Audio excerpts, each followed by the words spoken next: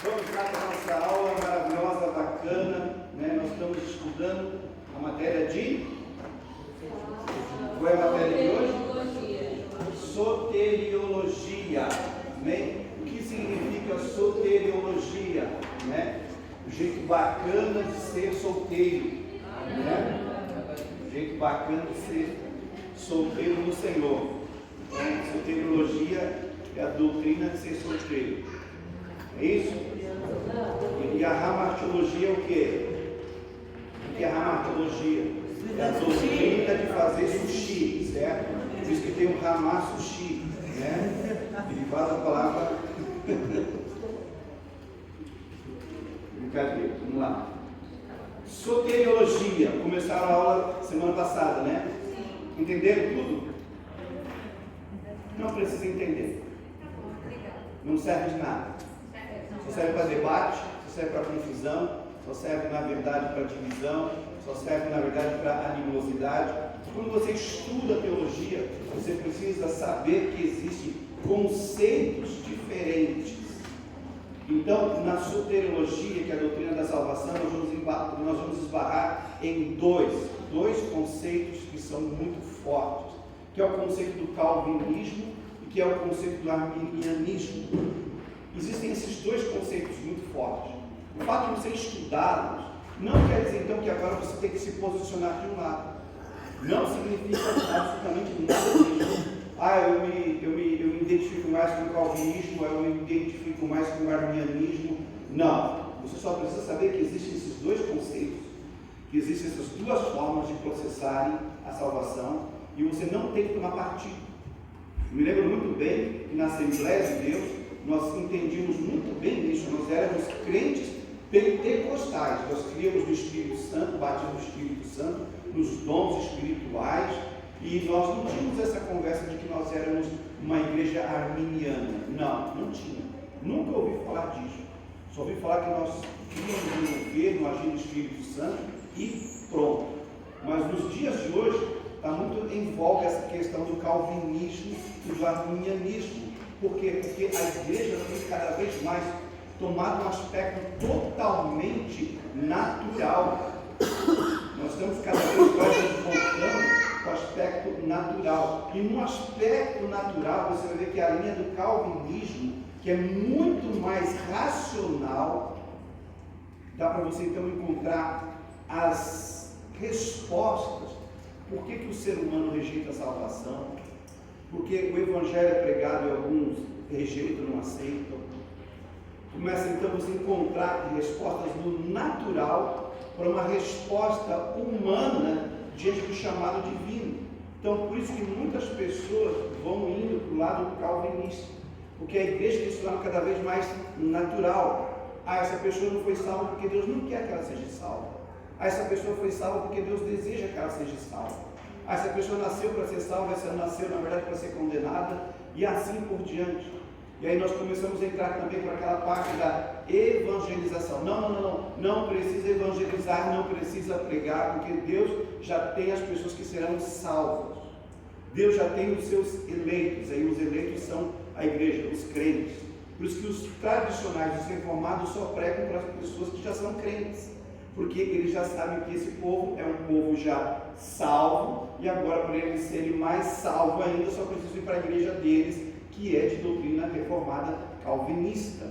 Então eles encontram essa justificativa de que você não precisa ter responsabilidade de anunciar o evangelho, você não precisa pregar o evangelho, porque Deus já tem um número de pessoas que vão ser salvas, já está escolhido, já está certo isso, não há como intervir nisso, então você não precisa evangelizar, pregar, dar discipulado, você não precisa. Então você começa então, a encontrar na linha calvinista toda a resposta que naturalmente a gente precisa para o nosso comodismo. Então você tira toda a sua responsabilidade do meio de campo e joga tudo nas costas de Deus. Então por isso que essa doutrina hoje está muito forte no nosso meio. Mas a gente só precisa estudar para entender que assim nós não somos, amém? Nós somos aquilo que nós somos. O que você é? Filho de Deus, servo do Deus Altíssimo, pentecostal, crê no Espírito Santo, no Pai, no Filho e no Espírito Santo, que passar disso é do maligno. Amém? Então vamos lá, soteriologia, a doutrina da salvação. E aqui você vê um cabeção, o cara está perdido, assim está o mundo está perdido diante de dois caminhos. Só tem dois caminhos, não há outro caminho, só tem dois, não tem meio termo. Ou é a vida eterna, ou é a morte eterna. Para a pessoa que está perdido, a salvação para eles é baseada nas boas obras. Aí eu faço coisas boas, né? Se eu fizer mais coisas boas do que coisas ruins, então eu vou para o céu. Assim pensa um homem natural. E na verdade, o caminho para a morte eterna é baseado nas boas obras, nas boas ações. Aí vem os prazeres do mundo, o egoísmo e a desobediência, né? E que vai conduzir à morte eterna. Mas quando o homem ouve o Evangelho, quando o homem ouve a palavra de Cristo, que é a salvação, então ele decide pelo caminho da eternidade. Então ele vai ser salvo, primeiramente pela graça, ok? E no momento que ele é salvo pela graça, ele é justificado, é um processo. Depois da justificação vem a santificação, estou sendo salvo, santificação, sem a qual ninguém jamais virá a Deus. Então, santificação é um processo até nós sermos alcançados pela glorificação, alcançarmos a vida eterna.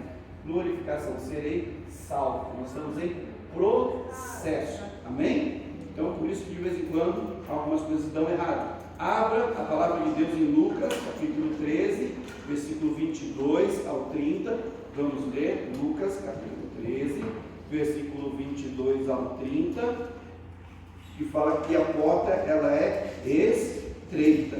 A porta do céu, ela é o quê? Estreita. A porta para a eternidade, ela é o quê? Estreita, né? Eu entendo como estreita, gente, como uma porta assim, não qualquer, mas quando Jesus vem com esse conceito que a porta para o céu, a porta para a eternidade, ela é estreita, ele vem, na verdade, dizendo para nós assim, que a porta para o céu, para a eternidade, ela tem um formato, ela tem uma forma, né? E a gente vai ver que aquilo que Jesus fala acerca de entrar pela porta no céu, não é somente um conceito, gente, de céu, de reino de Deus e de eternidade. É um conceito também terreno. Porque você não entra de qualquer forma, de qualquer maneira, gente, na escola. Tem um período assim que você vai de qualquer forma, de qualquer maneira.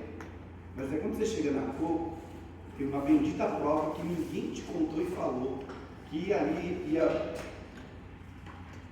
Como é que chama? Iria avaliar tudo que você passou por cima, assim, brincando. Quando chegar na Coco, você fala, meu Deus, a coisa é séria agora. E eu não alcanço nota, eu não alcanço média agora para entrar na Coco. Aí, se você entra na Coco, você vai então para o Daigaku, certo? Tem como você ir para o Daigaku sem passar pela Coco? Tem como você fazer isso? Ah, eu não quero saber de Coco, quero ir logo direto para o Daigaku. Não, é um processo. E quem entra no Daigaku? Você entra assim porque você entra, porque você quis, ou tem que fazer um exame, tem que fazer uma prova, tem que pagar um bom valor para entrar, senão você não entra. Quando você vai entrar num caixá também, você entra assim de qualquer jeito. Você tem que fazer, às vezes, uma entrevista. Hoje tem prova, tem algumas empresas que hoje fazem prova de QI emocional, para ver se a pessoa pode ou não. Então você vai ver que esse conceito, gente, não é somente do reino, é um conceito terreno. A gente não entra em qualquer lugar, de qualquer forma, de qualquer maneira. Por que no reino de Deus seria diferente? Por que no reino de Deus a gente iria entrar da forma como a gente acha, como a gente pensa, ou como a gente quer, se um conceito terreno também não funciona dessa forma, não funciona dessa maneira. Experimenta você entrar para o exército, por exemplo, uma escola militar. Você tem que prestar curso. Você tem que concorrer ali com várias pessoas, você tem que fazer um teste físico, depois lá dentro tem uma avaliação ainda, no decorrer da jornada tem uma avaliação, se você não alcançar uma certa graduação, você não se forma. Então, para seguir uma carreira profissional, para seguir uma carreira militar, para seguir qualquer carreira na nossa jornada nesse mundo, é necessário por exames, provas, por mudar nossa cabeça e nossa mentalidade para você entrar, para você ser admitido. Por que no reino de Deus, então, seria contrário? Então não se entra no reino de Deus de qualquer forma, de qualquer maneira. Eu penso assim, eu sinto assim, e eu acho que dessa forma e ponto. Isso não funciona para nenhuma instituição. Experimenta você trabalhar na sua empresa da maneira que você acha melhor, como você pensa, com a roupa que você quiser usar, encaixar. Você pode chegar no caixão e usar qualquer roupa. Tem uniforme. Algumas empresas deixam mais à vontade, mas tem o quê? O uniforme. Tem uns que tem que usar azeite sul. Se você entrar de tênis, você não trabalha, simplesmente tem regras ali. Aí quando chega na igreja, a gente não quer regras, a gente não quer normas, a gente acha que tudo é lindo, bonito e é além do amor. E até além do amor, gente, tem limites, tem normas, tem regras. Você que é casado, você pode viver seu casamento que está ali presente o amor, sem normas e sem regras? Pode? Ei, casados! Estou falando com vocês. Você pode viver o casamento sem normas e sem regras? Entendeu? O amor, tudo pode, o amor é liberal, então tudo. Eu vou sair de casa e volto a hora que eu quiser, eu saio com quem eu quiser. Funciona assim, casais? Isso seria o amor? Aí o pessoal vem com umas conversinhas afiadas aí que o amor, tudo, sabe, tudo é amor, tudo é amor. O amor não tem limite, amor não tem isso, não tem regras e tal, tudo. É regras demais e amor de menos. Dá para viver o amor, gente, sem regra? Me fala.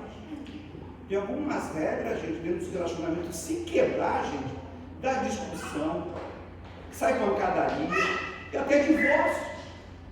Por quê? Porque o conceito do amor exige, gente, regras e limites.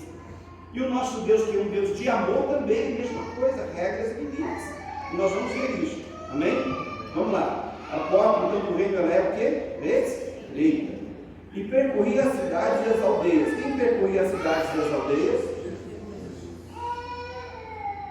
Então nós temos aqui uma palavra de Jesus, o ensinamento de Jesus, ensinando. Olha o que Jesus fazia quando estava aqui na terra, ele ensinava. Nós precisamos ensinar as pessoas que estão ao nosso lado.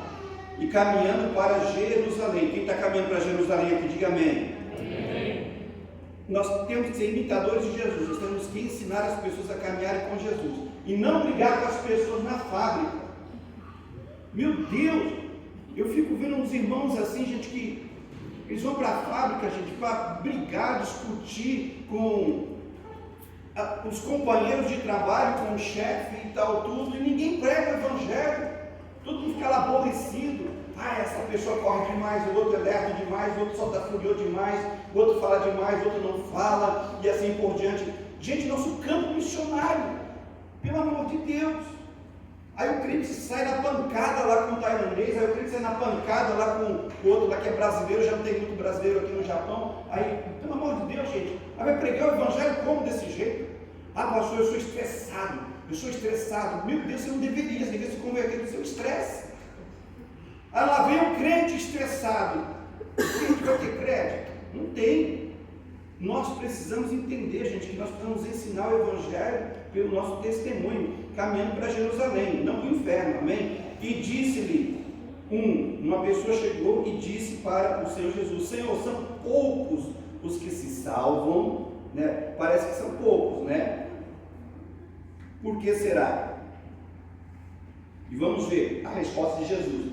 Jesus respondeu: lutai, ou porfiai, ou esforçai por entrar pela porta estreita, não a porta larga, não a porta que é linda, bonita, maravilhosa, cheia de luzes, amém? Mas a porta do reino é estreita, porque eu vos digo que muitos procurarão entrar e não poderão. Por que eles vão querer entrar e não vão conseguir entrar? Porque eles vão tentar entrar da maneira deles, da forma deles. Vão tentar passar pela porta estreita usando o cartão magnético do Alá, uns vão usar o cartão magnético de Buda, chega lá, não reconhecemos esse cartão, está inválido, né? Aqui só entra com o cartão que é de Jesus. Então não é de qualquer forma, não é como a gente pensa, não é como a gente imagina. Verso 25, quando o pai de família se levantar e cerrar a porta, ou seja, trancar a porta, esse pai de família aqui, Jesus está falando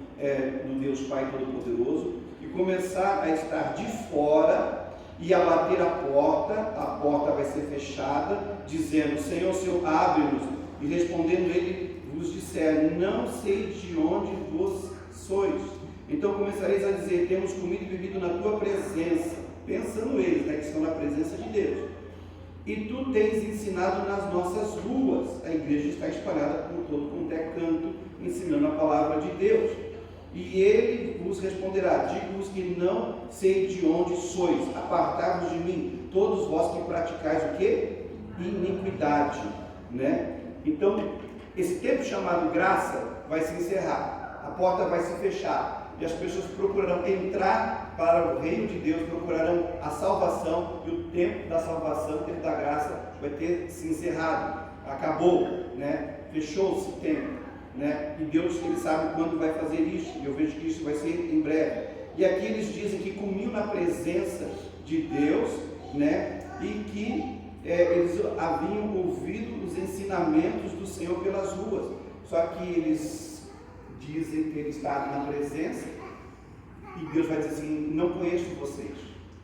Então aqui a gente viu o conceito da religiosidade, e Ele está dizendo aqui que muitos não vão entrar por causa da iniquidade. Você sabe o que é iniquidade? É a natureza do pecado. E aqui Jesus não está falando com qualquer um, aqui Jesus está falando com o povo judeu, com Israel. E essa palavra também serve para nós nos dias de hoje. Nunca houve tanta iniquidade, gente, no meio evangélico, no meio cristão. Você olha assim, os crentes hoje, assim, misericórdia, gente. São crentes carnais, né? Cometem tudo quanto é tipo de pecado, murmuram, são desobedientes, são rebeldes, são insubmissos, causam divisão na igreja e causam pânico na vida de muita gente e tal tudo, e acham que vão depois chegar lá no céu e dizer assim, Senhor, nós expulsamos demônio, curamos enfermos, fizemos a tua vontade, escutamos a tua palavra, estivemos na igreja todo dia, mas estávamos na igreja todo dia só para atormentar a vida dos irmãos, só para trazer problema, dificuldade e assim por diante. Gente, estou meio revoltado hoje. Tanta coisa de manhã, até a hora de eu chegar aqui, gente, perdão pelo meu desabafo, gente. Olhem por mim, gente. Jesus, ajuda. Mas aqui a porta é batida na cara, pá! Vai ficar de fora, não vai entrar não. Vocês tocaram o maior terror na minha igreja lá embaixo, agora vocês querem bagunçar o céu? Não, no céu não entra bagunça, gente. Aqui, ó, praticar a iniquidade, não tem que praticar o bem, amém? Ali haverá choro e ranger de dentes, quando virdes Abraão, Isaque e Jacó e todos os profetas no reino de Deus, e vós lançados fora. O que vai ser lançado fora aqui? O povo que rejeitou Jesus, o povo que rejeitou o Evangelho, ou até mesmo aqueles que abraçaram o Evangelho à sua maneira, mas viviam de forma iníqua. E virão do Oriente e do Ocidente, do Norte e do Sul, e assentar-se-ão à mesa, olha aqui uma mesa preparada no reino de Deus. Quem é que vai sentar aqui na mesa? Quem são essas pessoas do Oriente e do Ocidente, do Norte e do Sul? Quem são elas? Aqueles que ouviram a palavra de Deus, aceitaram e estão caminhando em obediência. A igreja do Senhor Jesus. Amém? Verso 30. E eis que os últimos serão os primeiros, e os primeiros serão os últimos. O que significa essa palavra? Que os últimos serão os primeiros, e os primeiros serão os últimos. Essa palavra diz respeito a Israel. Israel, povo de Deus, chamado para ser de Deus lá atrás, foi chamado e escolhido para anunciar as virtudes de Deus, mas quando veio o Messias eles rejeitaram, então eles ficaram em stand-by, eles estão ali, Israel, como povo de Deus, mas um povo que está debaixo da ira de Deus. Por causa da rejeição de Israel, o Evangelho então passou a nos alcançar. Os estrangeiros então entraram, os gentios entraram agora, né? Como povo de Deus, nós somos enxertados na videira, né, que é Cristo Jesus, e a igreja então, agora, é o instrumento de Deus na terra. Então, a igreja agora, que chegou depois, passa na frente do povo de Israel. O povo de Israel devia ser o primeiro, agora vai ser os últimos. Aí vem aquela questão toda do Apocalipse, a igreja vai ser arrebatada, aí depois Deus vai tratar com Israel, aí a conversão de Israel vai acontecer só depois da grande tribulação. Então os primeiros serão os últimos, ok? E nós que somos os últimos, que chegamos depois, vamos ser os primeiros. Amém? Bom, até aí tudo bem? Então vamos lá. A doutrina da salvação, a história e significado. A história vai contar como se deu essa doutrina que trouxeram para confundir a nossa cabeça. Nosso estudo agora volta a atenção para a soteriologia. Estudaremos a salvação aplicada à vida do indivíduo. Nossa abordagem abrangerá o fundamento, natureza, início, desenvolvimento, consumação da salvação na experiência do homem. Em primeiro lugar, precisamos saber que a salvação tem o seu fundamento em Deus, ok? Deus teve a iniciativa de salvar o homem. Deus teve a iniciativa de se apresentar ao homem. Deus veio buscar o homem. Deus se voltou para o homem. Amém? A palavra de Deus vai dizer para nós que ninguém sequer quer fazer o bem. Todos se extraviaram, todos se perderam, todos se corromperam. Não há um sequer que busque a Deus. Deus, ele sempre do início, ele veio buscar o homem. Ok? Na relação de Deus com o universo, compreendemos a sua soberania. Deus, ele é soberano, sim, ele está sobre todas as coisas, mas não é porque ele é soberano, então, ele vai decidir tudo por nós. Não funciona assim. Na soberania de Deus, Deus nos dá também o que? Escolhas. Foi assim no Jardim do Éden, é assim até os dias de hoje, e será assim eternamente.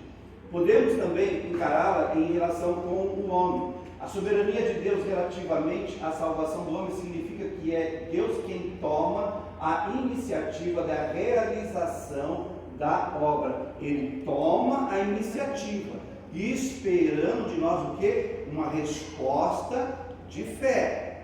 Então Deus, ele busca o homem, Deus, ele sempre está buscando o homem, ok? E ele espera do homem uma resposta. Se não há uma resposta de fé, entendeu? Esse homem, então, ele se perde. Mas a iniciativa vem da parte de Deus. Nenhum de nós aqui buscamos a Deus porque um dia nós acordamos e nós, assim, tivemos uma luz que iluminou nosso ser e a partir de hoje eu sou evangélico, a partir de hoje eu sou crente, a partir de hoje eu sou filho de Deus, a partir de hoje eu vou na igreja, a partir de hoje eu vou congregar, eu entendi que eu sou pecador. Nenhum de nós, por si mesmo, gente, foi assim. Não foi. Foi um processo. Um processo que nos alcançou, um processo que foi acontecendo de destruir o nosso orgulho, a nossa arrogância, ao ponto de nossos ouvidos espirituais se abrirem para ouvir a mensagem da salvação. Aí você ouviu a mensagem da salvação, seu coração que estava debaixo de intercessão estava mais maleável, então a sementinha da salvação entrou ali, você deu lugar, então a semente foi plantada, você continuou dando lugar, a semente foi regada e no que ela brotou, gerou em você a salvação. Nenhum de nós nos convertemos por si próprio, não foi.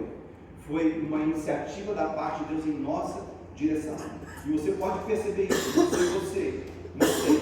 Mas antes de eu me converter, eu me lembro que quando eu fui alcançado pelo Evangelho, depois quando o Evangelho entrou na minha vida, eu disse sim. Aí Deus me fez lembrar de vários momentos da minha juventude, de crentes me abordando na rua, eu jogando bola na rua, em São Paulo, e vendo aqueles jovens, já eram adolescentes, usando terno e gravata, vindo na minha direção e dizendo assim: jovem, você tem 1 minuto da sua atenção, nenhum, nem dois, nem três, saia daqui, seus bandos de endemoniados, seus safados sem vergonha, desapareçam da minha vida, não tenho tempo para essas besteiras. Eu não dizia isso, gente, eu dizia um monte de outras coisas pesadas, palavrões mesmo. Por três vezes, quando eu estive no Brasil, tentaram pregar o Evangelho para mim. O que era isso? A iniciativa de Deus na minha direção. Já era Deus dizendo: ei, quero te salvar, né? Só que a gente na nossa dureza, né? E Deus tem seus meios, né? Se tiver um intercessor na brecha por mim, por você. Amém? Então você não se converteu por si só porque você é uma pessoa muito boa e se voltou para Deus. Não, porque certamente alguém orou por você e o Espírito Santo então começou a vir e investir na sua vida. Amém? A graça de Deus, vamos entender o que é graça. Graça de Deus é diferente de misericórdia. Não confunda a graça de Deus com a misericórdia do Senhor. Amém? São duas coisas distintas, são duas coisas bem diferentes.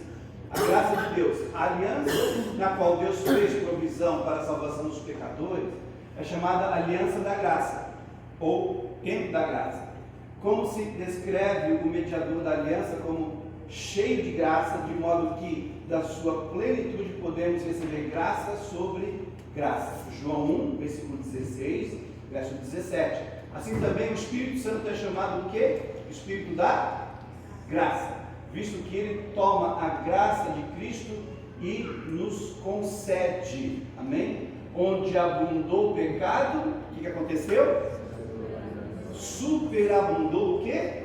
A graça de Deus. Então vamos lá. Variedades e significados da palavra graça que encontramos nas Sagradas Escrituras. Então, o uso bíblico do termo graça significa a graça de Deus na obra da redenção. Sem essa graça maravilhosa, nós não alcançaríamos a redenção de Cristo Jesus. A graça como fonte de salvação, impossível alcançar a salvação sem a graça de Deus. A graça como favor não merecido, esse é o maior significado da palavra graça, favor não merecido. E a graça que é recebida pela fé. A graça é recebida como? Unicamente pela fé. Amém? A doutrina da eleição.